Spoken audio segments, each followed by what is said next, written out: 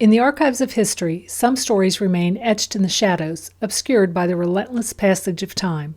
Today we explore the chilling tale of a young woman whose life was tragically cut short in the winter of 1938 as we strive to cast light on this haunting mystery. This is the story of Margaret Martin. In 1938, Pennsylvania, like the rest of the United States, was grappling with the aftermath of the Great Depression. The economic challenges of the 1930s had a profound impact on the state, with high unemployment rates and widespread poverty affecting many communities.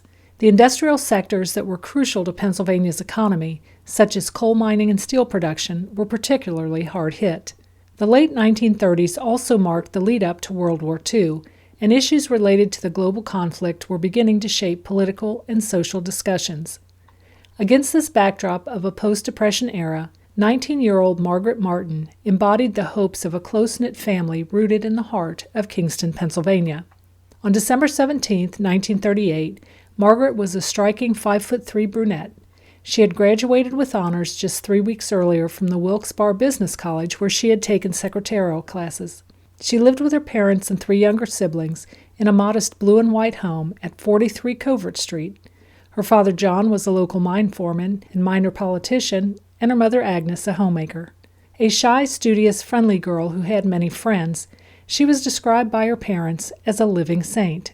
Margaret was a devout Catholic and attended church regularly at St. Ignatius Church in Kingston, where she also taught Sunday school. Described as meticulously neat, only 3 pictures of sacred figures and a framed picture of her father taken during the war decorated her second-floor bedroom. On that Saturday morning, Margaret was called to a neighbor's home for a phone call at about 9 a.m. This was not unusual, as Margaret's family did not have a telephone. A man calling himself R.B. Davis told Margaret that he was setting up an insurance company and needed a stenographer, adding that she had been referred to him through the Wilkes-Barre Business College. Telling Margaret that he wanted to interview her, he asked that they meet somewhere because he was unfamiliar with the area and wouldn't be able to find her home. They agreed to meet in Kingston Corners, allowing Margaret to ride with him back to her home for the interview. Thrilled at the prospect of perhaps landing a job right before the holidays, Margaret told her mother she would be right back and excitedly left her home. Standing at their apartment window that overlooked Kingston Corner, Mr. and Mrs. William Agraflotis and their daughter Mary saw a young woman they believed was Margaret getting into an automobile. They would later describe the driver as a young man about 26 years old, dressed in a brown business suit, driving a 1937 or 38 black coupe with no spare tire and heavy-duty tires in the rear and light tires in the front. After Margaret got in the car, it turned right along Market Street in front of the Wyoming Seminary and headed toward the small town of Lucerne. This would be the last time Margaret would be seen alive. When she didn't arrive back at home by the afternoon, her parents reported her missing. Major William A. Clark with the Pennsylvania State Police would take charge of the investigation into Margaret's disappearance. As the public became aware Margaret was missing, witnesses began to come forward. An unidentified witness reported he had overheard a man at a Kingston drugstore payphone call Margaret and make the arrangements to meet her. The suspect was described as well-spoken, wearing a neat business suit, 25 to 30 years old, 5'11", and slightly on the heavy side. Other young women came forward to tell police that they had been approached in the same manner as Margaret and was able to provide a description very similar to the payphone witness. The women reported the pretext the suspect used to try to get them in the car was that he had to have approval from his Scranton office before he could hire them. It was later determined that the names of the young women seeking employment from legitimate employment agencies would be given out to individuals calling with a job prospect. Due to the similarities between the technique used to lure Margaret and the known operations of a white slave ring which had been working in the Wilkes-Barre area, early in the investigation, police settled on the theory that Margaret was abducted for that purpose. All sex offenders in the area were questioned, along with hundreds of others. All roadhouses and houses of ill repute were investigated. Margaret's father John and her uncle William F. Martin wanted to offer a $5,000 reward for information, but were persuaded not to by the police. Margaret's father disagreed with the slave ring theory and felt the perpetrator was someone the family knew. He believed Margaret would not have gone to meet a total stranger making a telephone appointment, and that she knew or had seen the man before. 4 days later, at about 3:30 p.m. on Wednesday, December 21st, As 19-year-old Anthony Ruskowski was sliding down the steep bank of the Keelersburg Creek near Marcus Hollow Bridge to set muskrat traps, he spotted something in the icy waters of the creek. Upon further investigation, he saw a hand sticking out of what was later described as a feed or grain sack. Making his way to the nearest farmhouse, he phoned authorities. Once Major Clark arrived to the location of Margaret's body, the horror of the scene unfolded. Margaret was in a burlap sack in about 18 inches of water. Her knees were drawn up under her chin, and there was a deep knife gash across her abdomen and below her right knee. She had a black eye, and there were bruises on her throat and body. She was completely nude and had been sexually assaulted. The bag had been stitched closed, but one hand was sticking out. The bag had been bound with clothesline. Suspecting the bag, a dark brown with red stripes, measuring 5 feet by 2 feet, commonly used for fertilizer or coffee, might be the crucial lead, the police traced its distribution to CFL cooperatives. These bags were exclusively available at only 2 local stores. Regrettably, this lead did not produce any meaningful results. Benjamin K. Lee, an expert on rope, was brought in to examine the clothesline that bound the bag. It, too, would yield no results. After the discovery of Margaret's body, the Pennsylvania Motor Police from Lucerne and Wyoming counties and Kingston Borough, as well as National Guardsmen, would join the hunt for the killer.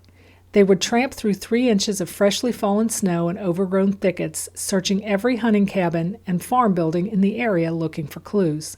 Due to the isolated location where Margaret was found, police speculated the killer was familiar with the area.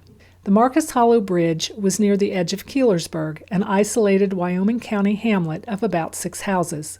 The only sign of human habitation that can be seen from the small footbridge under which Margaret was found was a barn on the distant hillside. The bridge was located on the old connecting road about 2 miles west of Center Milano. Relocation of the road several years earlier left the bridge about 800 feet off the new highway, and it was overgrown with brush. Police believed the killer had driven his car within about 75 yards of the bridge and carried the body to the creek. If not for Ruskowski's discovery of her body, it may have gone unnoticed for years. An autopsy was conducted by Doctors G.G. Geiler and A.B. Davenport. They determined Margaret had been strangled to death and had suffered the molestation of a degenerate. While they believed death had occurred 24 hours prior to her body being discovered, they conceded it may have been longer due to the cold water in which she was found. Because of the slash wounds to her abdomen and below her right knee, the doctors also felt a crude attempt was made to dismember her after death. On December 28th at 2 p.m., an inquest was held in the furniture store of Coroner Ray Greenwood. Spectators jammed every available inch of the small back room where 15 witnesses testified for 90 minutes. The 4-men, 2-women jury would render their verdict without hesitation: murder by strangulation by an unknown person. It has been widely reported in contemporary accounts that ornaments Margaret wore that day were later found in a sawmill firebox. While Margaret's 2 rings were never found, it was later determined that the ornaments and the small piece of cloth found at the isolated sawmill located in the Wyoming County backwoods near Forkston, 18 miles from where her body was found, had no connection to Margaret. The Harrisburg Telegraph was quick to use Margaret's murder to question the decision months earlier to merge the state police with the highway patrol, suggesting the murder would have been easily solved had the merger not occurred. On street corners, in hotel lobbies and storefronts, talk turned from the happiness of the holiday to the tragic murder. Hundreds of people attended Margaret's funeral at St. Ignatius Church in Kingston on Christmas Eve. Plainclothes police officers also attended in the hopes of noticing anyone suspicious. She was buried in the church cemetery in adjoining Pringle Township. To honor Margaret, on December 28th, Pennsylvania State Senator Leo C. Munday stated he would introduce a bill making sex crimes punishable by execution and requiring registration for all sex offenders. Physicians, welfare, and social service workers would also be required to report anyone with tendencies towards such offenses. By the beginning of 1939, most clues pertaining to Margaret's murder had proven to be useless. The manhunt for the killer was still ongoing, but the police had not turned up any more information.